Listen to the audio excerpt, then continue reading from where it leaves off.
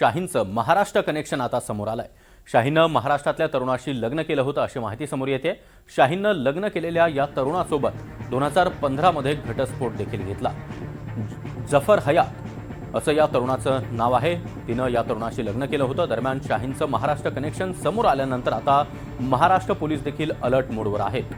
तर डॉक्टर शाहीनचा भाऊ डॉक्टर परवेजची चौकशी देखील आता सुरू करण्यात आली।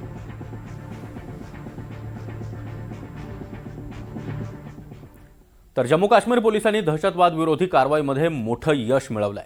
फरीदाबादमध्ये नुकत्याच जप्त करण्यात आलेल्या स्फोटकांच्या प्रकरणामध्ये शोपियानमधून मुफ्ती इरफान अहमद याला अटक करण्यात आली आहे। प्रतिबंधित दहशतवादी संघटना जैश ए मोहम्मद आणि अन्सार गजवत उल हिंद यांच्या आंतरराज्यीय आणि आंतरराष्ट्रीय मॉड्यूलचा पर्दाफाश या कारवाईतून झालाय।